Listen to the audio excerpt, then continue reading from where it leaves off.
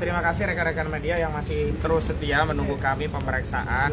Jadi sebenarnya bukan diperiksa dalam konteks pemanggilan ya, tetapi undangan klarifikasi.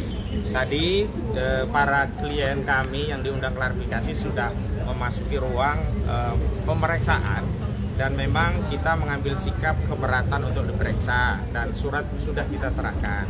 Namun ada dinamika bahwa akhirnya tim tadi mengambil keputusan tetap diambil keterangan dengan substansi materi tidak keluar dari surat resmi yang menjadi dasar klarifikasi kami terkait undangan yang disampaikan oleh pihak penyidik Polda Metro Jaya.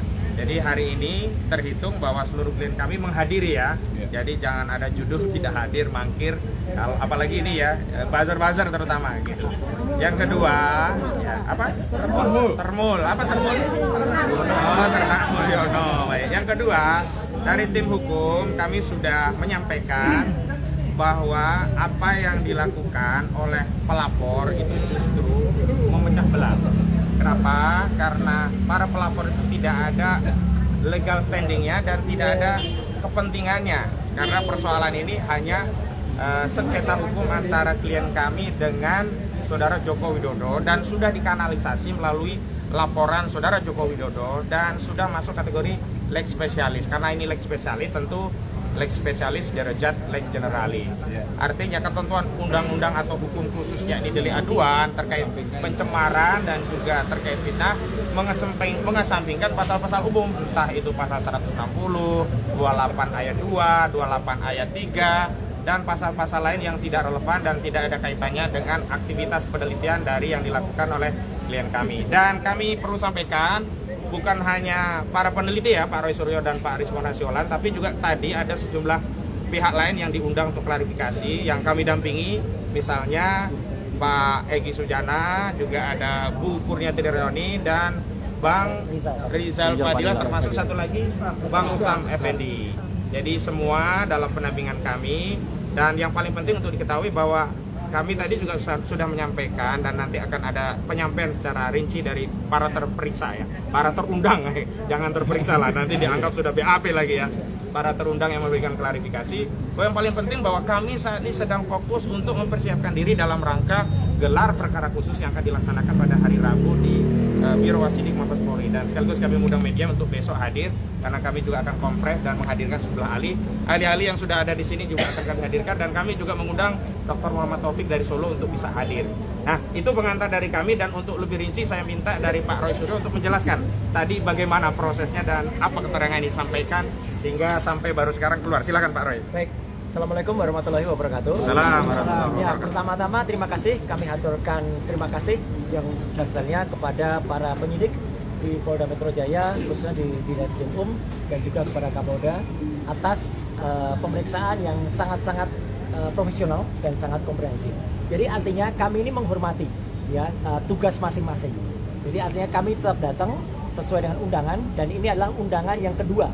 Ya gitu, karena undangan yang pertama kami memang sepakat untuk tidak hadir karena undangan itu tidak jelas ya, tidak ada nama terlapornya, tidak ada lokus dan tidak ada tempusnya, jadi tidak ada lokasi dan tidak ada waktunya. Nah ternyata bagus dengan kami tidak hadir, kemudian dengan adanya kami minta untuk ada terlapornya, maka ketika tadi sudah ada nama terlapornya, nah itu ada hak di dalam Undang-Undang Dasar 1945 khususnya pasal 28, hak asasi manusia. Kalau kita sudah menjadi terlapor, maka kita berhak untuk tidak memberikan keterangan, ya, karena itu hak dari kita. Buat apa kita memberikan keterangan kalau ternyata keterangan itu malah nanti akan digunakan untuk menjerat kita dan teman-teman semuanya. Yang kedua, benar sekali apa kata tadi Bang Sinudin ya, bahwa mereka itu yang lapor-lapor ini, yang lapor ini aneh gitu, karena itu adalah tidak ada kaitan hukumnya, tidak ada saudara, hubungan darah dia dengan Joko Widodo, ya gitu. Jadi aneh kalau mereka kemudian merasa ikut menjadi yang harus melaporkan, terhina-hinanya, serendah-rendahnya, itu nggak ada. Dan juga lucunya mereka mendalilkan beberapa pasal ya, terutama 160 yang itu sifatnya adalah penghasutan, dan mungkin mereka tidak mengerti atau lupa, jadi harus belajar dulu bahwa pasal penghasutan itu 160 itu sudah ada putusan MK yang buat itu adalah menjadi delik material, bukan lagi delik formal. Jadi harus ada korban yang dihasut, dan yang dihasut itu membuat kerusuhan. atau membuat keonaran secara nyata gitu. Jangan dibalik, jangan mereka yang buat kerusuhan, tapi orang lain yang kemudian merasa karena adanya dihasut oleh kami.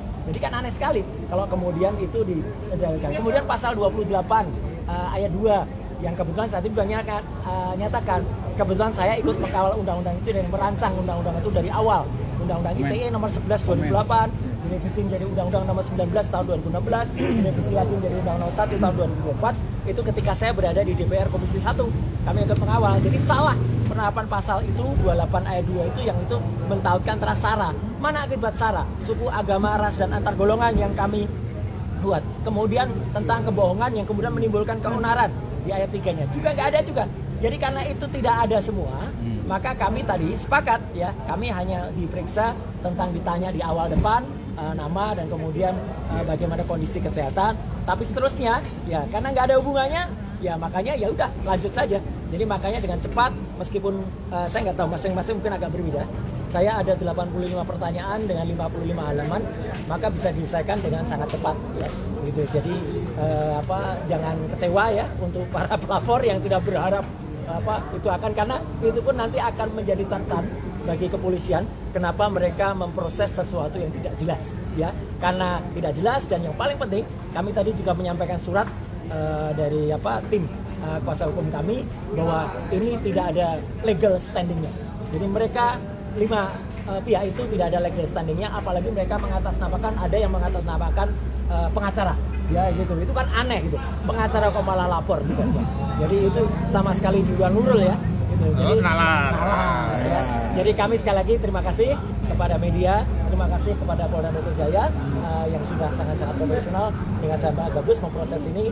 Dan moga-moga ya kami juga berdoa, moga-moga kemarin saya sedikit melakukan analisis terhadap, karena ada banyak teman-teman mana yang tanya, benarkah ada foto seseorang video seseorang yang lagi main-main ATV itu ya itu ada di pantai di Tabanan ya gitu. Videonya benar, lokusnya benar, tapi tembusnya Peristiwanya kapan? Nah, itu masih tanda tanya. Ya, terima kasih.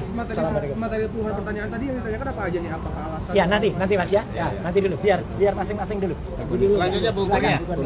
Buku. Ya, ini dulu. Bismillahirrahmanirrahim. Sarah dulu ya. Assalamualaikum warahmatullahi wabarakatuh.